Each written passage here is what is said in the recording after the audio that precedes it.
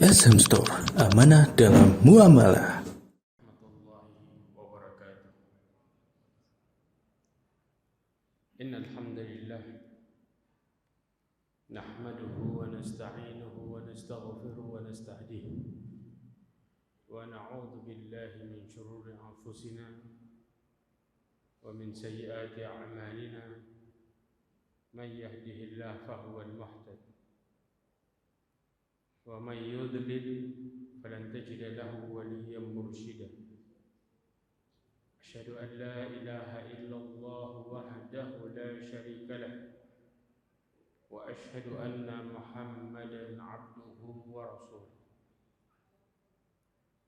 قال الله تعالى في كتابه الكريم: أعوذ بالله من الشيطان الرجيم وما خلقت الجن والإنس إلا ليعبدون. وقال: wa'bud rabbaka hatta ya'tiyakal yaqin. Amma ba'd. Ma'asyiral mu'minin rahimani wa rahimakumullah jami'an. Alhamdulillah, kita bersyukur pada Allah Azza wa Jalla yang berikan kita kenikmatan dalam ketaatan dan kenikmatan yang paling besar ketika Allah Subhanahu wa taala memberikan kita hidayah tauhid. Karena berapa banyak mereka yang berharap melakukan ketaatan namun mereka tidak diterima amalnya karena salah niat dan salah dalam melakukan perkara ibadah. Sedangkan mereka merasa melakukan yang terbaik dalam hidupnya. Sebagaimana Allah Subhanahu wa taala mengatakan, alladzina dhalla sa'yuhum fil hayatid dunya wa hum yahsabuna annahum yuhsinuna sun'a. Yang mereka perbuatannya tersesat, kata Allah Azza wa Jalla. Usahanya tersesat. Sedangkan mereka mengira mereka melakukan yang terbaik. Salawat dan salam kepada Nabi Muhammad sallallahu alaihi wasallam, khairul anbiya'i wal mursalin, sebaik-baik nabi dan sebaik-baik rasul. Ma'asyiral mu'minin rahimani wa rahimakumullah. Sebelum kita membahas masuk ke dalam kitab tauhid, coba perhatikan Rasulullah SAW di dalam hadis yang masyhur. Mungkin kita sering mendengar hadis ini. Ketika Rasulullah mengutus Mu'adz bin Jabal ke Yaman, maka Rasulullah mengatakan, innaka sata'ti qauman min ahlil kitab. Rasulullah mengatakan, sesungguhnya engkau wahai Mu'adz akan datangi kaum dari ahli kitab. Dulu Yaman itu agamanya banyak Yahudi dan Nasrani. Ya. Kemudian di dalam hadis yang diriwayatkan oleh Bukhari dan Muslim ini, maka Rasulullah SAW memberikan nasihat pertama dalam dakwah itu, dalam menyampaikan itu. Apa yang harus disampaikan pertama? Yaitu tauhid. Maka dikatakan, fa'idha ja'tahum fad'uhum ila ayyashhadu an la ilaha illallah wa anna muhammadar rasulullah. Kalau engkau mendatangi mereka, maka ajarkan kepada mereka, dakwahkan kepada mereka syahadat la ilaha illallah wa anna muhammadar rasulullah. Dan ini merupakan ujung tombak dakwah sebenarnya. Ini merupakan dakwah yang pertama. Makanya ya ikhwah, kita nih kalau bicara ngajarin anak, ya, nggak lepas dari ini. Dan ada banyak orang tua yang kemudian mengajarkan kepada anaknya, ajarkan pertama kali sholat. Apa iya? Banyak kemudian orang tua mengajarkan pertama kali sholat kepada anaknya. Begitu orang tuanya nggak ada, anaknya belum tentu sholat. Orang tuanya ngerti. Ya, tapi tahu nggak, Luqman mengajarkan anaknya pertama kali tauhid. Apa? Wa idh qala Luqman li ibnihi wa huwa ya'idhuhu. Dalam surat Luqman ayat 13 Allah berfirman, ketika Luqman ya mengatakan kepada anaknya sedangkan dia menasihatinya, ya bunayya la tusyrik billah. Wahai anakku, janganlah engkau menyekutukan Allah. Inna syirka la dzulmun adzim. Sesungguhnya kesyirikan merupakan kezaliman yang sangat besar. Maka ya ikhwah, dari sini secara jelas, bahkan ngajarin anak pun, kenapa harus dengan tauhid? Ajarkan keluargamu tauhid. Karena ketika seorang bapak menghadapi sakaratul mautnya, kalau anak nggak belajar tauhid, dia bingung. Mau ngomong apa ke bapaknya? Dia akan panik. Karena yang bisa nuntun bapak, seorang anak akan menuntun bapaknya ketika mereka mengerti tauhid dengan mengatakan baca la ilaha illallah. Dan itu merupakan kunci untuk selamat di kuburnya dan seterusnya. Makanya Allah berfirman, yuthabbitullahu alladhina amanu bil qawli tsabiti fil hayati dunya wa fil akhirah. Allah meneguhkan hati orang-orang yang beriman dengan perkataan yang teguh di kehidupan dunia dan di akhirat. Al-Imam Ibnu Katsir menukilkan hadis dari Rasulullah SAW yang diriwayatkan Imam Bukhari, disebutkan perkataan yang teguh adalah ketika dia ditanya di kuburnya, dia akan mengatakan asyhadu an la ilaha illallah wa anna muhammadar rasulullah. Bahkan diriwayatkan oleh Imam Ibnu Majah, ketika seorang mukmin ditanya, ya, siapa yang diutus di tengah-tengahmu, dia akan mengatakan itu, ya ikhwan.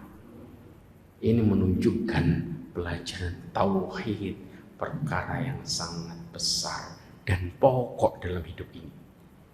Bahkan Al-Imam Ibnu Qayyim mengatakan ketika menjelaskan tentang dosa itu bagi menjadi tiga.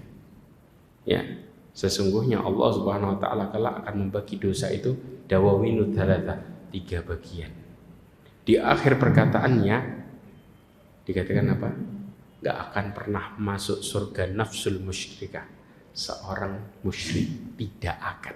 Kenapa? Karena kunci surga adalah tauhid itu sendiri.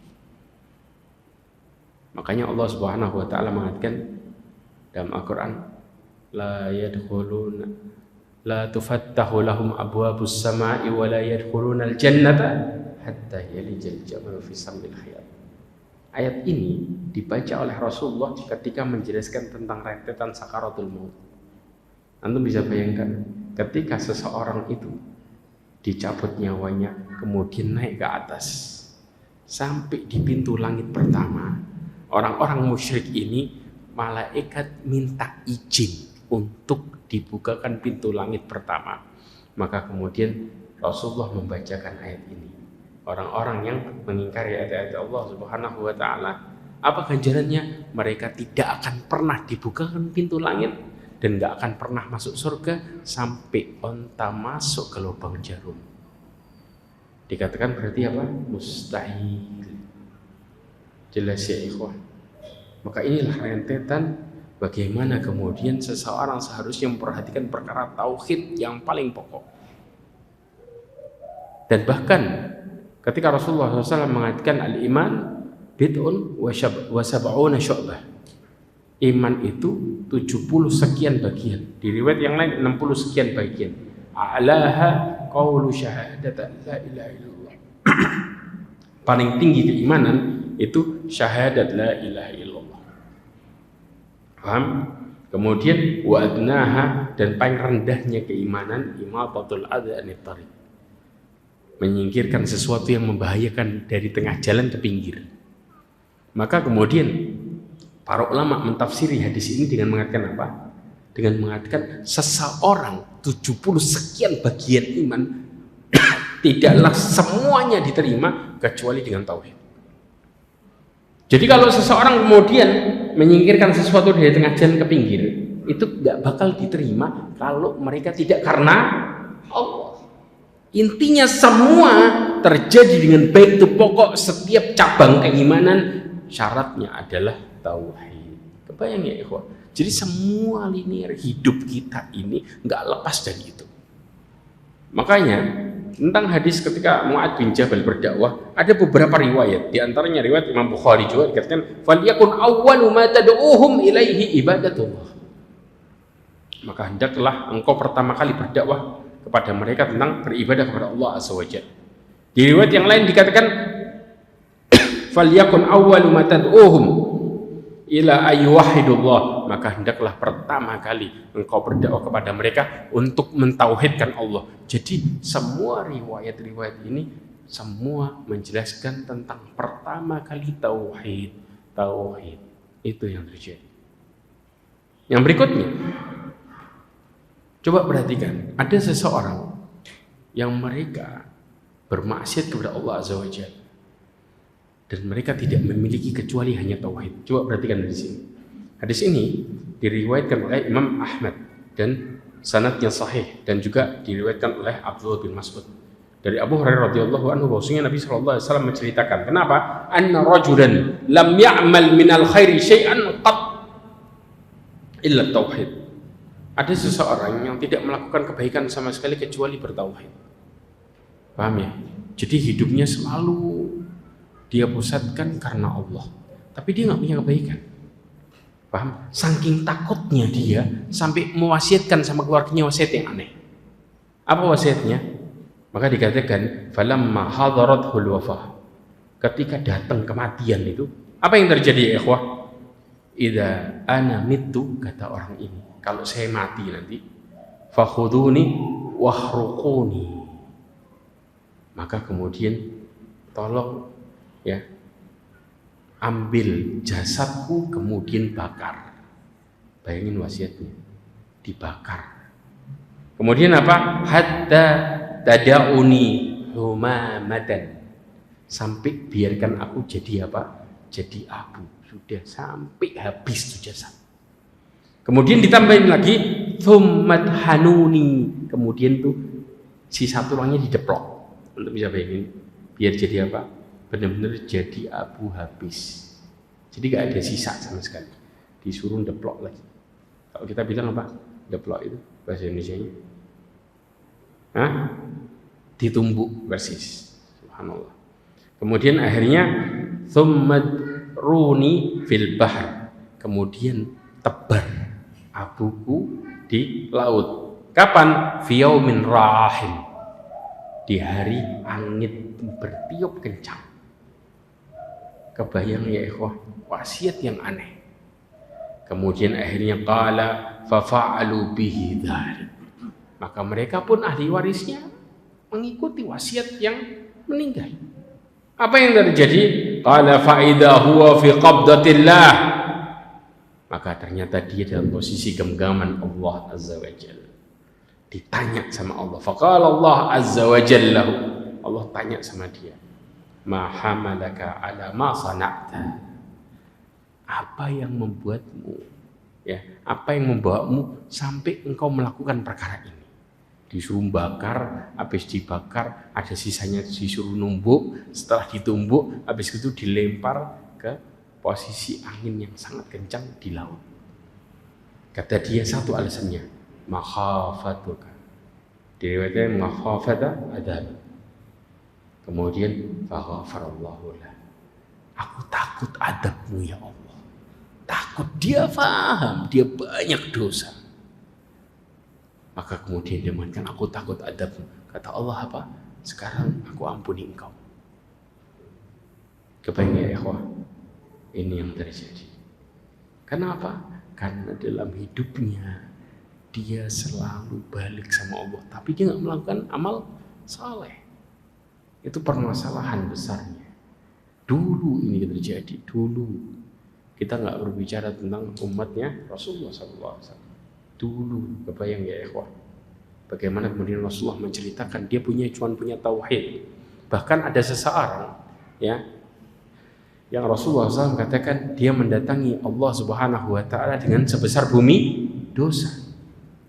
Tsumma laqitani, kata Allah, kemudian dia mendatangiku, la tusyriku bi syai'a, enggak pernah menyekutukanku sama sekali. Maka kata Allah, fa ataituha bi qurabiha maghfiratan, aku mendatanginya dengan sebesarnya ampunan. Karena tauhid merupakan perkara yang lazim setiap orang, dan itu alasan kita diciptakan sampai sini. Kalau pokok perintahnya hilang, rusak semua. Jelas. Makanya kita nggak main-main dengan perkara tauhid. Yang penting sholat. Sholat syirik, ya na'udzubillah min dzalik. Gimana Allah mau nerima? Karena nggak akan pernah. Ya ikhwah, pertama kali yang masuk neraka siapa? Siapa mereka? Siapa? Hah? Siapa yang pertama kali Allah hukumi di neraka? Seseorang yang mati syahid. Kata Rasulullah dalam hadisnya, inna awwalun nasi yuqda bihi yaumal qiyamah. Seseorang yang dihakimi pertama kali di hari kiamat, wa rajulun ustushhida. Kebayang? Seseorang mati syahid. Ya, mati syahid yang dilihat orang. Paham ya? Kemudian fa'utiya bihi ni'amahu fa'arafahu fa'arafaha. Didatangkan nikmatnya di hadapannya dan dia mengenal nikmat itu. Kemudian ditanya, lima amil dafiha. Apa yang sudah engkau lakukan sama nikmat ini? Dia mengatakan qatal tu fika hatta ustushitu. Ada 3 jenis manusia, di antaranya ini. Kemudian apa? Aku membunuh di jalanmu sampai aku mati syahid. Allah mengatakan apa? Kadzabta. Bohong engkau. Qatalta liqal huwa jari. Engkau membunuh untuk dikatakan sebagai pemberani. Kau bayang? Apa niatnya karena Allah? Jawabannya enggak. Tapi karena apa kata orang? Apakah ini bentuk tauhid ya ikhwah? Enggak sama sekali. Enggak bayang. Yang harusnya amal itu karena Allah, maka dibuat karena orang lain. Maka Allah memasukkan dia ke dalam neraka pertama kali. Ya, maka dikatakan faqatil, telah dikatakan. Tsumma umira fasuhiba ala wajhi tsumma ulqiya finnar. Diperintahkan kepada malaikat untuk nyeret wajahnya. Kebayang, kemudian dilempar ke neraka. Di akhir hadisnya Rasulullah SAW menjelaskan tentang perkara ini, yaitu apa? Ketika mereka masuk maka neraka dinyalakan pertama kali. Dinyalakan. Kebayang. Jadi mereka jadi apanya? Bahan bakarnya neraka. Syekhul Islam Ibn Taimiyah mengomentari hadis ini dengan mengatakan bahwa sesungguhnya manusia yang terbaik adalah al-anbiya, dan manusia yang terburuk adalah seseorang yuham annahu minhum wa laisa minhum. Dikatakan seorang yang mengaku-ngaku termasuk para nabi, termasuk seperti para nabi, ngikut, paham ya? Tapi tidak termasuk dari mereka gara-gara niatnya. Maka kita pentingnya belajar tauhid di sini. Maka syarrun nasi ba'dahum, manusia yang paling buruk kata Syekhul Islam Ibnu Taimiyah setelahnya adalah orang-orang yang manusia yang terbaik setelahnya adalah orang-orang syuhada, as-salihun was-sadiqun, orang-orang yang jujur. Ya, wal mukhlisun, dan orang-orang yang paling buruk setelahnya adalah yuham, mereka mengaku bahwa mereka termasuk dari orang-orang tadi, walaysa minhum, dan mereka bukan termasuk dari mereka. Ngaku-ngaku toh, dohirnya iya, batinnya enggak. Maka ini pentingnya tauhid. Lihat, cuman masalah begitu niat hancur. Permasalahan di niat ya ikhwah. Ini yang kita harus pahami dengan baik. Ma'asyiral mu'minin rahimani wa rahimakumullah. Bahkan yang membedakan antara jahiliyah dengan Islam adalah tauhid juga. Dikatakan Anil As ibn Wa'il, nadhara fil jahiliyah ayan harmi badana. Dari riwayatkan Imam Ahmad, dikatakan dari Ibnu Abi Syaibah, dikatakan bahwa As ibn Wa'il itu bernadar di jahiliyah dia mau menyembelih 100 ekor onta. Kemudian wa anna Hisham ibn al-As nahara hasatahu 50 badana. Dan Hisham anaknya ya As tadi itu menyembelih bagiannya 50 ekor onta. Ya, kemudian anna Amran sa'ala Nabi sallallahu alaihi wasallam anda. Kemudian Amran itu tanya sama Nabi sallallahu alaihi wasallam tentang perkara ini. Bisa enggak? Sisanya kan dari mau. Buat apa? Buat karena orang tuanya apa? Orang tua mereka bernadar mau disembelih. Maka kemudian apa yang terjadi? Amma abuk, kata Rasulullah, amma abuk. law kana aqra bit tauhid fasumta wa tasaddaqta anhu nafa'ahu dzalik. Bapakmu itu kalau kemudian dia berikrar dengan tauhid pada waktu masih hidup, paham? Kemudian engkau berpuasa buat dia, ya diniatkan pahalanya buat orang tuanya, dan juga di saat itu engkau bersedekah buat dia, maka nyampe itu bermanfaat buat dia kalau dia berikrar tauhid pada waktu hidup. Jelas. Jadi masalahnya di mana? Masalahnya di perkara tauhid. Makanya jangan anggap remeh ini. Ini masalahnya antara iya enggak dan tidak hidup sebenarnya. Berawal dari tauhid. Makanya kenapa ya di dalam rukun Islam ditaruh yang paling pertama sendiri. Karena semua amalan enggak akan benar kecuali tauhidnya benar. Tauhidnya dulu yang benar. Tapi kalau yang lainnya sudah sesuai, kemudian tauhidnya bermasalah, niatnya buat yang lainnya, maka otomatis Allah benci itu sama hamba. Gak bakal diterima, walaupun amalnya besar. Walaupun amalnya besar. Kebayang ya kok? Ini yang terjadi. Ma'asyiral mu'minin rahimani wa rahimakumullah. Kemudian kita kalau ditanya ya tentang siapa yang kemudian membagi tauhid itu menjadi 3. Istilah tauhid itu di dalam hadis Rasulullah SAW sudah ma'ruf dari dulu. Di zaman para sahabat mereka mengatakan ketika bertarbiyah, Jarir Ibn Abdullah mengatakan apa? Fa'ahalla bit tauhid. Rasulullah itu ya ketika bertalbiyah dengan tauhid, dengan mengatakan labbaik Allahumma labbaik. Labbaik la syarika lak, labbaik innal hamda wan ni'mata laka wal mulk la syarika lak. Itu yang terjadi. Bertalbiyah dengan tauhid. Kemudian istilah kitab tauhid ini sudah terkenal dari zaman dulu. Di antaranya ada Ibnu Huzaimah menulis kitab At-Tauhid, meninggal tahun berapa? 311. Kemudian juga Ibnu Mandah meninggal tahun 395. Dia punya kitab namanya At-Tauhid. Jadi sudah lama menulis kitab tentang yang namanya judulnya Tauhid. Bukan perkara yang baru. Dari zaman tahun 300-an Hijriah ya akhwat. Dan itu sudah terjadi. Kemudian pembagian Tauhid, awalnya dulu Tauhid itu jadi satu. Jelas ya. Di zaman Nabi Adam, istilah Tauhid itu jadi satu. Yang buat terbagi siapa? Siapa yang buat terbagi? Kira-kira kaum musyrikin sendiri. Kenapa? Nyembahnya Allah setengah-setengah. Paham? Kaum musyrikin sendiri yang kemudian mereka menjadikan tauhid itu mecah. Sebenarnya dulu di zaman Nabi Adam mereka tidak mengenal tauhid. Tauhid itu ngungkulan jadi satu sudah. Mau rububiyah, uluhiyah, asma dan sifat itu jadi satu semua. Paham ya? Dan itu bertahan berapa? Disebutkan dalam sejarah Asyratu Qurun. Mereka dari mulai zaman Nabi Adam setelahnya 10 abad itu di posisi bertauhid. Kemudian mulai muncul kesyirikan di zaman Nabi siapa? Nabi Nuh.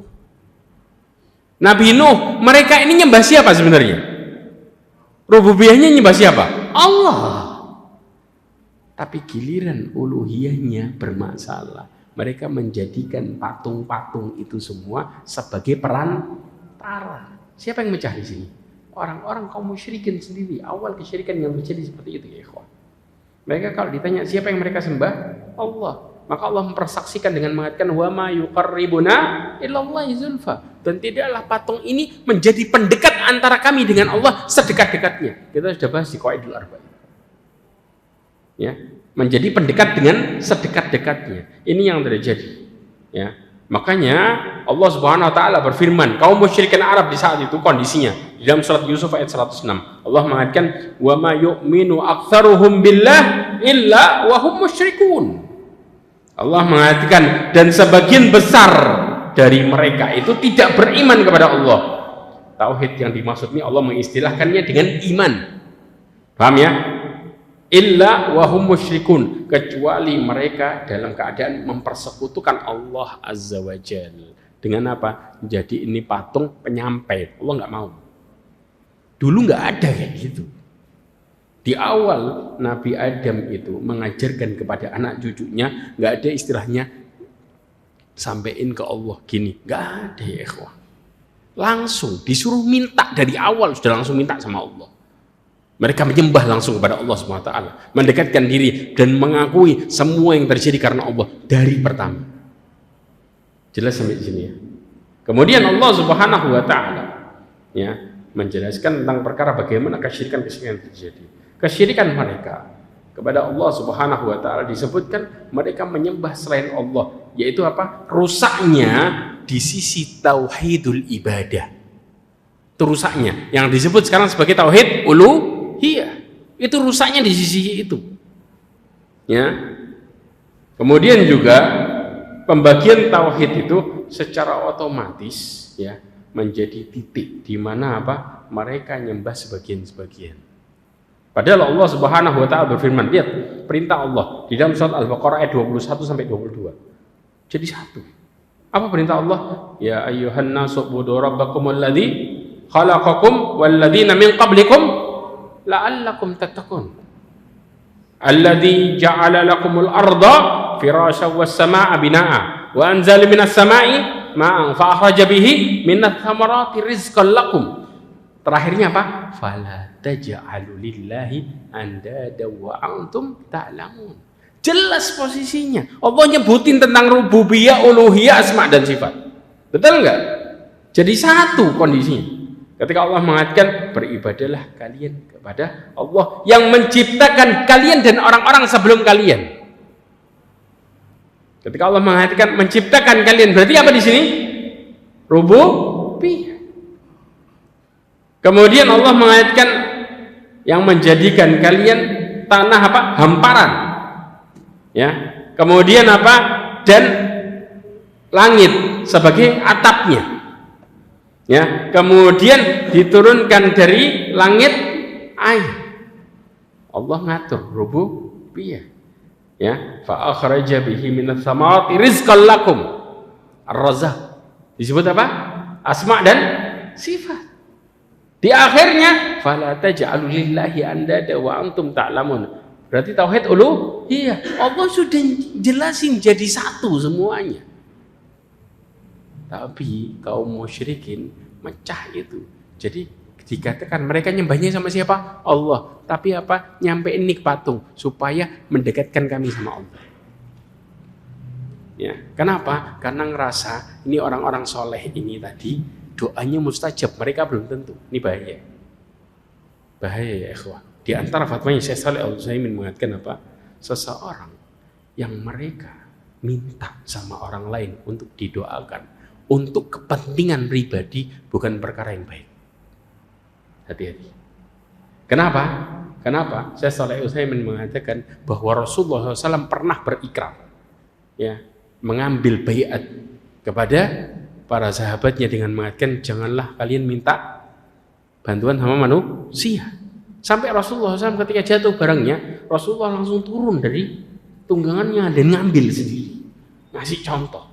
Maka di saat itu, apalagi kemudian seseorang merasa bahwa dirinya banyak dosa, hati-hati, dan menganggap dirinya lemah di saat itu dia suudzon sama Allah, maka kemudian dia berharap orang lain mendoakan buat dirinya, maka ini bukan perkara yang baik. Kenapa? Dia berlindung di balik dosa kesalahan dirinya dan kemudian ngandelin orang lain buat supaya doain. Seakan-akan orang lain ini kalau orang lain yang berdoa pasti mustajab buat dirinya. La haula wala quwwata illa billah. Padahal Allah Subhanahu wa taala mengatakan wa idza sa'alaka ibadi anni fa inni qarib ujibu da'watad da'i idza da'an. Kita diperintahkan langsung.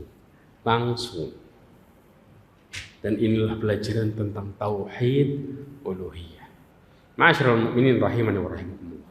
Maka kemudian untuk memudahkan pemahaman, maka tauhid ini dibagi menjadi 3. Rububiyah, uluhiyah dan asma was sifat. Kenapa? Karena kaum musyrikin sendiri yang kemudian nyembahnya separuh. Itu yang terjadi. Jadi terjadi kesyirikan itu karena mereka nyembahnya nggak totalitas. Kita masuk, masih ada waktu sedikit, berapa menit? 8 menit ya. Kita masuk ke satu dalil karena bab yang pertama itu ada 6 dalil. Kita kupas satu dalil dulu. Allah Subhanahu wa taala berfirman, muallif ya, penulis itu menukil surat Adz-Dzariyat ayat 56. Ayat ini semua orang insyaallah paham.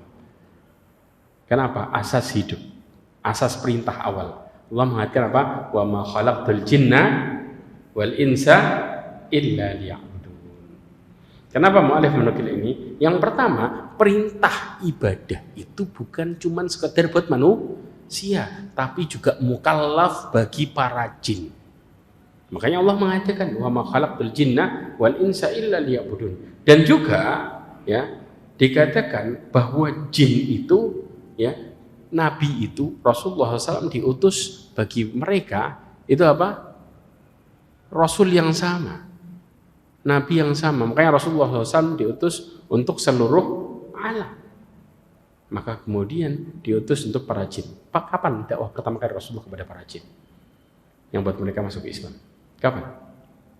Ketika Rasulullah pulang dari Taif. Pada waktu Rasulullah dilempari dalam posisi kemudian apa? Berdarah-darah, kemudian Rasulullah singgah di kebun adas, ya, anggur. Pulang dari situ perjalanan, Allah SWT berikan apa? Berikan kabar gembira kepada Rasulullah dengan apa? Masuknya para jin ke dalam Islam di perjalanannya ke Mekah.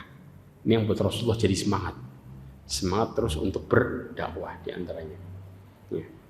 Maka Allah Subhanahu wa taala mengatakan dalam surat Al-Jin ayat 15-16, wa ammal qasituna fakanu li jahannam hataba. Kemudian wa alaw istaqamu ala tariqati la asqainahum ma'an ghadaqa. Dikatakan ma'an ghadaqa.